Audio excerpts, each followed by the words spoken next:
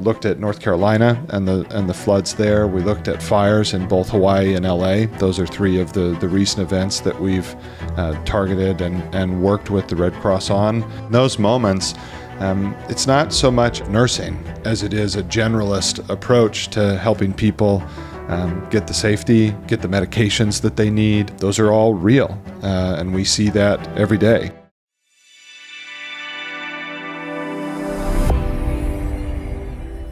Curtis Anderson, founder of Nursa, who works with over 100,000 nurses for efficient staffing and software solutions. Curtis, thanks so much for joining us. You bet. Thanks for having me, Hirsch. So I'm interested. Tell us about Nursa. What does Nursa do? What makes it interesting? What makes marketplace businesses interesting? Yeah, so that's a worthy way to open a great conversation.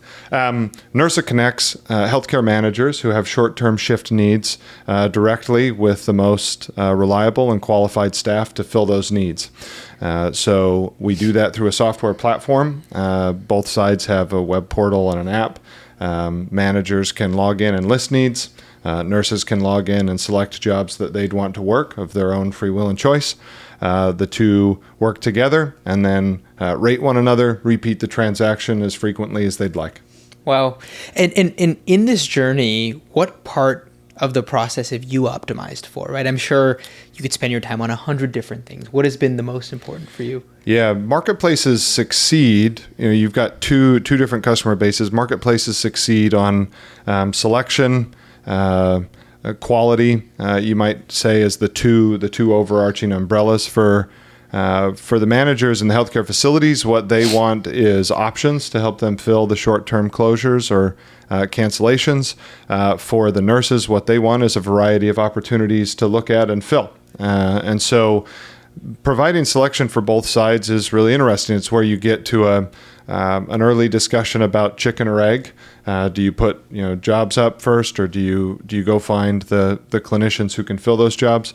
Early on, that was not so much a conundrum for us. I owned an agency, so a separate business that had line of sight on lots and lots of needs. And so then it was about just understanding how to get that that information and the opportunities in front of the nurses who could fill them. And we focused early on heavily on that.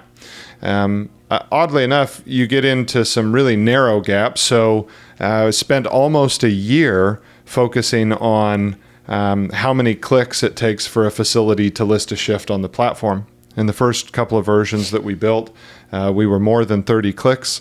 And today you can do it in less than 3 clicks. We're currently prototyping and testing with some early partners what it looks like to do 0-click scheduling. A ton more to come on that in the days ahead, but we optimize for experience. You want the process to be easy. You want it to be able to augment a day-to-day work struggles and challenges. Lots of managers keep their schedules on a whiteboard or even on a piece of paper. And so transitioning or translating that information from a whiteboard to a system into a database so that we can get it in front of clinicians turns out to be a really tough hill to climb. And so there, even the simple things, you only get to be the best in the world at one thing at a time. And so we continue to focus on per diem, on those short-term shift needs today as a company as that narrow focus. But what that has given us the ability to do is think about how we do this all through the vertical stack. So acute, post-acute, hospitals, an ER room, or an assisted living, skilled nursing, or long-term care facility, all the way up and down, we solve needs every day. And maybe in setting up the per diem side, what is the toughest logistical operation that you have to solve for that folks may not think about? One thing I was thinking through, and we spoke about this, was making sure everyone was credentialed at the right place. Yeah. Right? Love to hear about some other ones that you run across. Yeah, credentialing is a great place to begin because historically, when you're running an agency, what you're trying to optimize for is someone's time. You have a recruiter who's trying to fill that hole. And so the recruiter is going to ask for as much information up front as they can, logically, to then verify who should be, who is closest, who should fill that need. We have the luxury of not having to do that. Because a system, what we're optimizing for is the user's experience. And so we qualify on sign up. We get a nurse's license and some basic information about them, but it's less than 5 data points that we pick up in the onboarding process, and then we can show them jobs. In showing them jobs and opportunities, we then have the opportunity to nudge them in a direction based on the actions that they take on the platform as to what information they need to upload, and then what information we need to be handling in the background. Credentialing is an incredibly boring, incredibly heavy part of an agency, a recruiter's time or an agency team time. And so being able to optimize that slowly over the last several years certainly is a place where it's a logistical nightmare that we've made abundantly easier. Today, we have partners who will tap into our API, our credentialing system via an API, and use our credentialing engine to fulfill their own credentialing needs. And so in some sense, we're pushing the boundaries in that way. And a cost center is quickly becoming a profit center for us as a company. There are other, the logistical pieces about getting someone on the shift. So if you think about healthcare, lots of these facilities are very large. So even something like the first meeting or the greeting of a manager and a nurse to begin working together can be a really painful process. You might have to park 2 blocks away, walk through varying floors or stairs, elevators, all of these things. Perhaps the manager who approved you for that shift isn't even in the building when you start.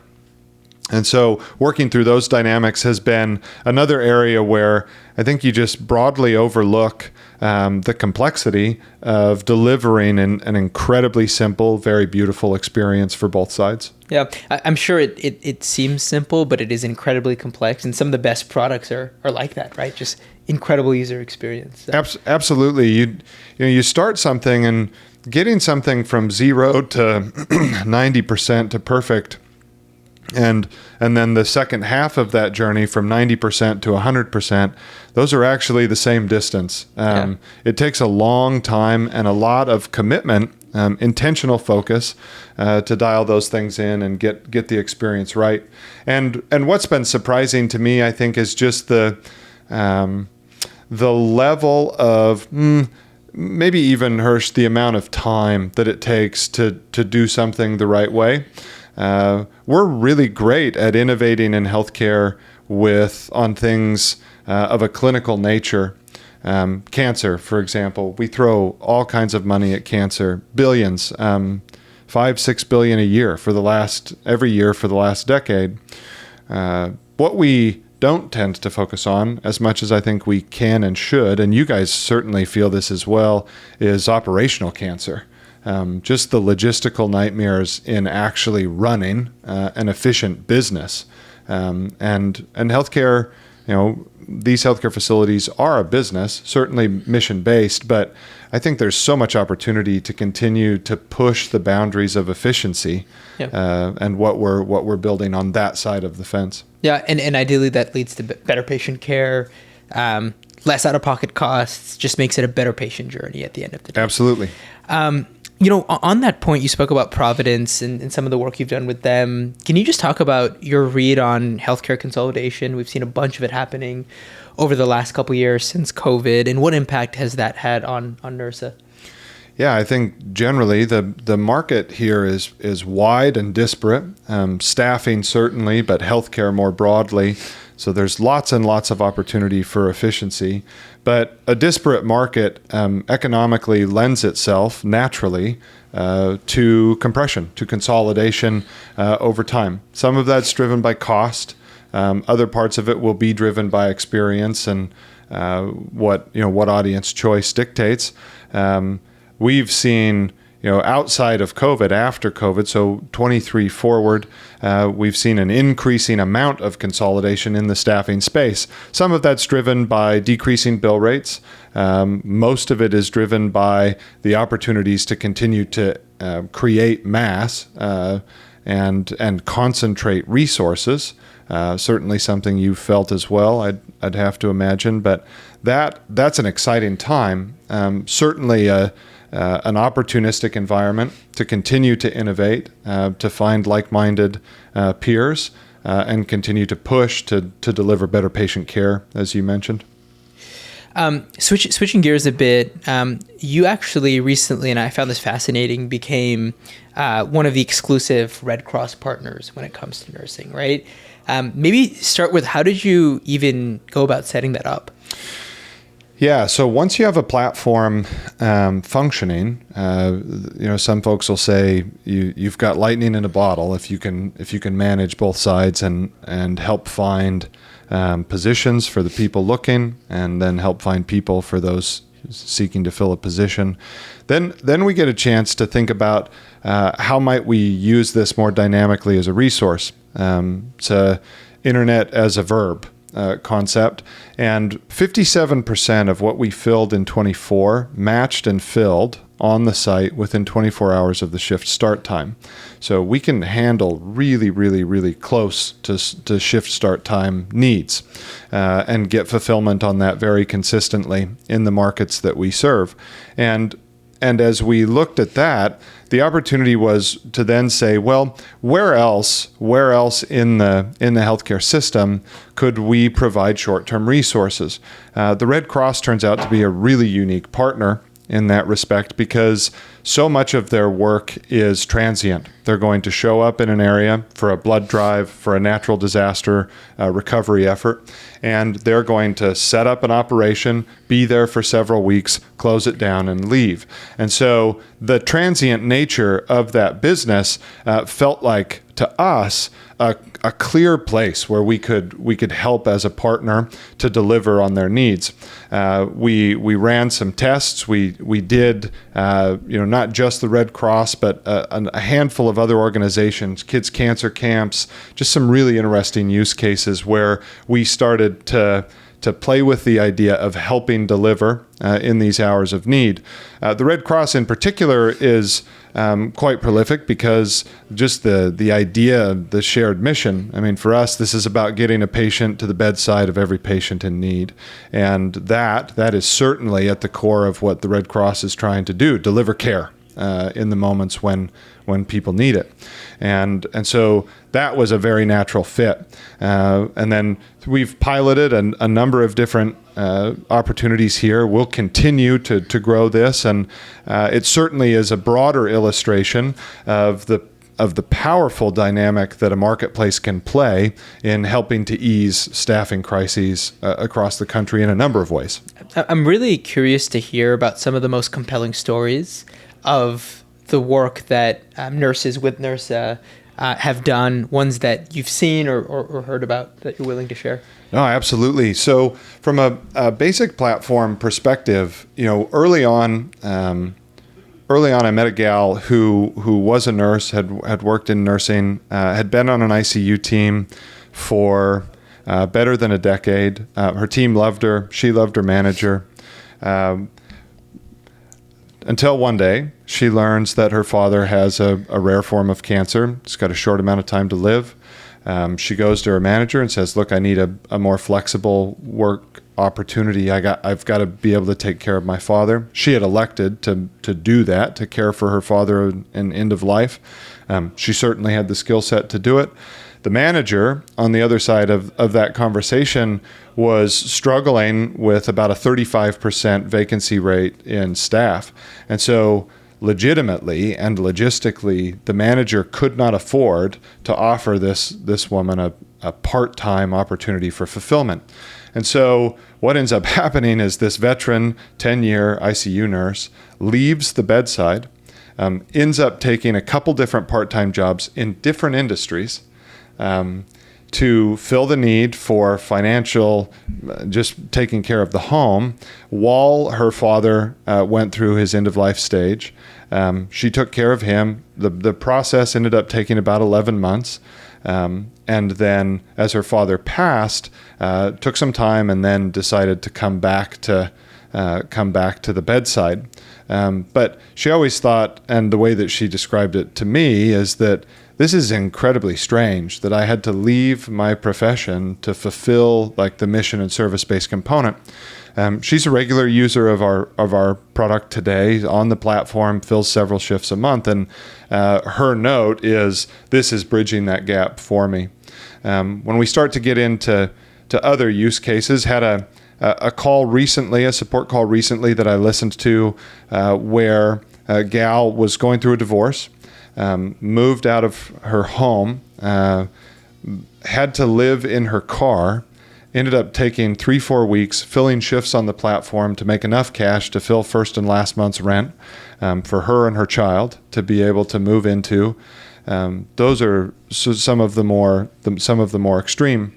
We've got these really great examples where talked to a student recently who was a CNA going through a nursing program, took a couple days a week to fill shifts on the platform as a CNA, worked her way through the nursing program, graduated last fall debt-free because she was able to pay for her degree through a community college, get through the program without incurring any student debt. I think that's an incredible triumph for someone of that age to be able to start a career, not being overwhelmed by the fiscal weight that so many of our generation feel. As we think about disaster recovery, there's opportunities where we've seen nurses. We did part of the partnership with the Red Cross. We looked at North Carolina and the floods there. We looked at fires in both Hawaii and LA. Those are 3 of the recent events that we've targeted and worked with the Red Cross on. The stories that come out of that are real. Somebody's losing a home. And in those moments, it's not so much a modality of nursing as it is a generalist approach to helping people get the safety, get the medications that they need in this moment where, legitimately finding, a shirt that you can wear tomorrow. Diabetics that have received medication that they desperately need on a daily basis in an hour of greatest need. Those are all real. And we see that every day. We get a chance to talk with nurses and managers every day to just see the ways in which it's impacting. Had a gal on the manager side of the fence who had an upcoming anniversary dinner, so a smaller anecdotal moment, certainly momentous, celebratory for all of us, but had an individual on the team cancel about 3 hours before the manager was supposed to take off. In these settings, it's frequent that the manager will have to fill the shift, but listed the shift on Nursa. Within 35 minutes, not only did we have it filled, but someone on their way to the facility to take over so that the manager could make what is an incredible milestone in her and her spouse's life. Wow. I love to hear those stories, and it just seems like there's so much impact across the board, and some of the work that you guys do, and that's what makes it worth it, right? Indeed, absolutely. The hours. Switching gears a bit, I'm curious to understand, and I'm sure you spend a lot of time on this, but the data and analytics you have behind your platform, right? Mm-hmm. To improve patient outcomes, to increase nurse satisfaction. Talk about some of the work that you've done there with Nursa. Absolutely. We can go back to the credentialing hub as a start for the power of the data, because one of the things, a question that we ask in a work interview in this space would be, how many years of experience do you have nursing in a certain modality or a certain unit? What we're really after in that case, though, the implications of what we want are, how many patients have you seen in this setting of care recently, and right. And how recently? We're trying to derive a sense of understanding of how valuable and how impactful you can be in the setting that we need. That's a 2D resume-based question that we ask about work experience. We usually do this, you fill out a form or upload a resume or these types of things. one of the things that we've seen that Nursa is really impactful is taking that 2D set of information and turning it into a 3D living image. Because as clinicians move, as nurses move from opportunity to opportunity or facility to facility, we get a real-time sense and understanding of where they have reliably participated, and in some cases can attribute even the number of patients that they've seen based on the way that they report after the shift is out.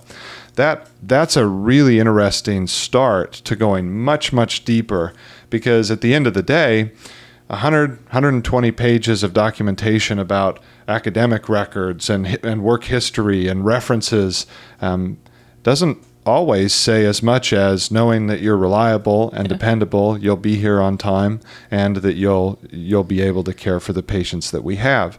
And so our product and engineering teams are regularly asking questions about how we get more transparent understanding for both parties to know whether or not this is a good match.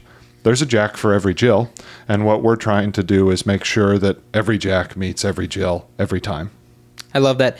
One of the things I think that's interesting is a lot of folks use Nursa in the way you just said, Jack for every Jill, to find what their next long-term home is going to be, right? Talk to us about that experience of it's almost like, it's like you're dating, right? You're trying to find who that next right match is for you. Yeah. Because we're focused on short-term opportunities, we don't charge the facility any kind of contract or full-time hire fees to make a transition. The nurse represents themselves on the platform, and so one of the great early use cases that we saw facilities leveraging the platform for was this idea of a working interview. So they are constantly looking to hire full-time representatives. Today, a ton of that budget goes towards online job platforms of all types and sizes. And so what we were really surprised by is that a facility would then use this to say, come fill a shift, work with me for 12 hours. You get a much deeper, richer understanding of how that person will interact with your team, how they contribute, and then they started full-time hiring. Last year, to give a sense of how this has grown over the life of the company, last year, better than 82% of the people on the platform, the nurses on the platform, had a full-time job. But of those, 28% of them were looking for their next full-time home. And so they would use it supplementally to go test out places and then join a new team. Incredible. Of those who are using it to hire, which is a smaller portion of the usership on the facility side today, but they're seeing about 30% of the time they can hire, meaning one out of three of the shifts that they fill with a clinician is an opportunity to invite them to come to the team. In many cases, that throughput is more efficient, and certainly the spend is more efficient because we're not charging anything. We're not here to interrupt the serendipity of a full-time commitment. And so they're seeing just cost efficiency and throughput efficiency gains in how they fill and continue to fill holes on their team. And you mentioned earlier certain characteristics of folks that do really well. One of them being that the nurse is reliable, right? What are other characteristics you see in all the data you've looked at of folks that match at a high level? Yeah, absolutely. So for us, so much of how we match in the data we're using, again, isn't about good or bad. It's about finding Jack for Jill, right? There are different needs in different settings, and so reliability, promptness, your ability to arrive on a shift on time is certainly a big part of that. There's another component about for the clinicians about how long you've been working. There's no federal statutes that say you can only work a certain amount, and so there are lots of cases in which nurses are going back to back. And so we try to help match them with enough place where they can get rest. We're putting jobs in front of them that will allow them to get rest in our feed. And then we measure the efficacy of that. For the facilities, there's a number of components. Repeat engagement becomes a thing. So if a nurse comes to your facility and works a shift, how likely are they to come work a second or third shift? What we're starting to do is talk with facilities and with nurses about how they compare to their peers in these categories and others. This is the beauty of software, by the way. An agency could never do this in the way that software allows us to be able to deliver it. And then you just get overall global movement. So labor movement in a market is something that both sides are interested in. It's part of the data that we talk to facilities and nurses about globally. Got it. As we think about healthcare innovation, I think one thing we were speaking about is there's certain parts of healthcare that are not innovating as fast as you'd like. There's some that definitely are. You look at the ones that are actively deploying AI and language models across the stack, and they're progressing every week. Sometimes it feels like there's a new output every single time you use the product. That can be the case. There's other places of healthcare that just don't innovate that fast. What parts of healthcare do you think are necessary, like where innovation is absolutely necessary for it not to be left behind? Yeah, one of the early use cases that I saw here that I think is really interesting and a great illustration of where AI went to work, not just in healthcare, but universally really fast, is in reimbursement between the payers and the facility or physician groups. I think it's quintessential Star Wars to have one looking to use a bot to find the holes or the loopholes, I guess, to maximize their return on, and the other side to find the loopholes so they can close them. Yeah. And putting two bots together of that order, I think, is a really fascinating place to just watch the dexterity of AI develop. Clinically, there's another great example when we look at imaging and being able to spot early detection of disease, cancers, etc. I think that's such a great place. Image interpolation and then breaking down to help a radiologist or rad tech to work through that is really fantastic. I think there's just great early signs of incredible progress and growth there. Where I think there are some opportunities or challenges, scheduling turns out to be a bugger of a problem. Like legitimately just getting people to be where we need them to be to help patients in the moments we need. It's just been an ongoing conversation forever. And there's certainly hope, light at the end of the tunnel. There are things coming. But again, we go back to this idea of solving for some of the logistical problems, the operational problems. I think we don't do enough there yet. And what have you heard about folks that use your platform specifically that kind of changed the way you thought about, hey, we're going to build it or we're going to deploy it like this, and hey, maybe the intention was to use it in this one way, but actually there was a much better use case of it, right? Yeah, we're constantly the benefactors of someone leveraging our tool to solve a new and unique problem. My favorite we've talked about today is just this idea that treating the platform as a revolving door to continue to feed your full-time team. The average nurse vacancy rate across the country in the last 12 months is still above 30%. And that means that on any given shift, there's more than a 30% likelihood that we don't have the nurses at the bedside that we need. It's too high. And we can help in that respect, both from a full-time. And as they do that, one of the greatest benefits, part of why it's my favorite, is because we see burnout and turnover reduce. When you're bringing people in and having a constant flow of new folks coming to the team, curating that list of people, and then inviting those to join you full time, who the team likes and who are great at their in the skill set that they bring. Those are big moments that's just a big win. It's a big win for everybody. And so that's what we love to see. There are other really interesting places where early on we would see clinicians who would wait for needs to get to a last minute a last-minute place so that they could fill a shift for a facility because they knew they would make more when the time was tight between less than an hour before the shift started.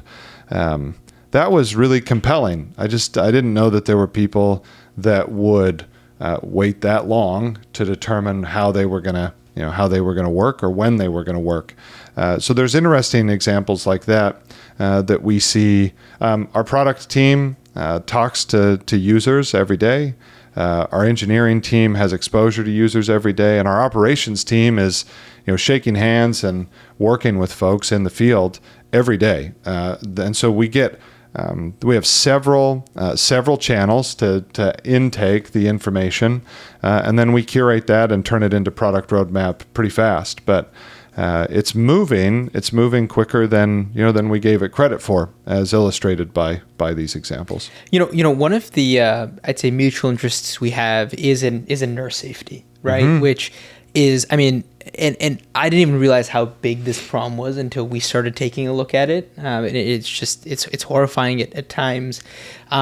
What do your nurses tell you, right? In what they're seeing in hospitals and just some of the experiences that they're having? I'm sure this comes up all the time.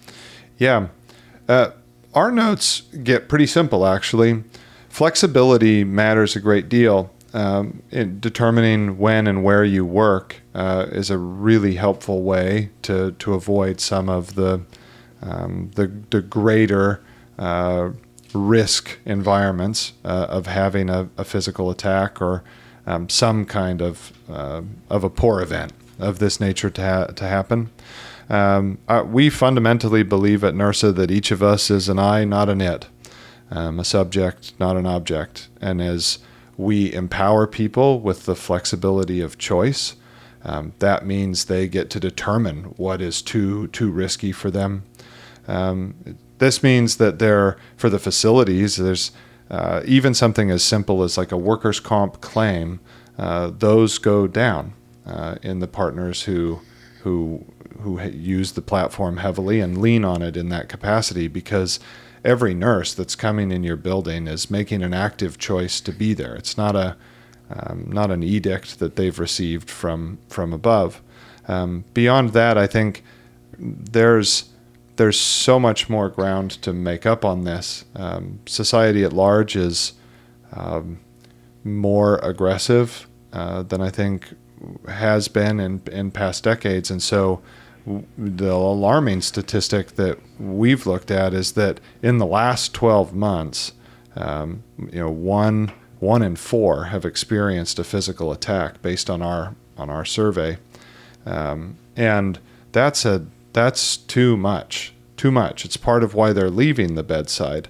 And so more has got to be done. But we think that begins with the ability to choose where you're going to be and when you're going to be there as far as work goes. And that's at the heart of everything we do for the nurses at Nursa. I love to hear that. And I think the numbers we were looking at was it's north of 80% on some act of violence, and then looks like 1 in 4, 1 in 5 in terms of physical violence, which for our frontline healthcare workers is just a really sad statistic to hear about. So it's awesome that you guys are working on that. Moving to, as we talk about the future, right, and we talk about some of the advances that's coming with the work you're doing, or just I'd say healthcare in general. What are you the most excited about over the next 5 to 10 years? I think that we are just getting started in so many ways. Healthcare hasn't been an early adopter of operational efficiency in software or through software as the mechanism. And so I think from an operations perspective, moving towards care at home and a more patient-centric approach, we just haven't even cracked the surface on this. I think there's a ton of opportunity to continue to perfect the experience that we deliver. So near term, better, never done. That's the marching, the the drum that we march to at Nursa is just getting closer and closer to delivering a perfect experience. As we do that, more patients receive care, and we have a greater opportunity to start to work our way upstream, not just from a single shift, but to multiple shifts, multiple weeks, etc. We also have the opportunity to think about how we might help additional professions. So you look at from a licensure mix, surge techs, rad techs, OT, PT. There's just a whole bunch of opportunity as you look more broadly across healthcare. And as we think about life beyond that, really the power becomes getting these individuals as closely as we can to the patient. And so as care models continue to develop closer to home, I think there's this really poetic return. At the turn of the century, 100 years ago, doctors made house visits. And I think there's a world coming in which so much of that will return. Physical presence for the patient has shown to make a great deal, had a great influence on the path of recovery and the likelihood of recovery, speed of recovery. And so when you can meet a patient where they are, in a setting where they feel safe, and provide them the care that they need, that feels most optimal to me. And I think the world is moving towards a position, certainly with technology driving the way, where we can do that again and be incredibly impactful in how we care for one another. That's awesome. Any last words, anything else that we didn't cover that you think is important to hit on? Look, this has been a great experience, a great conversation, Hirsch, and I'm thankful for your time and the opportunity to chat. Awesome. Thanks so much. You bet.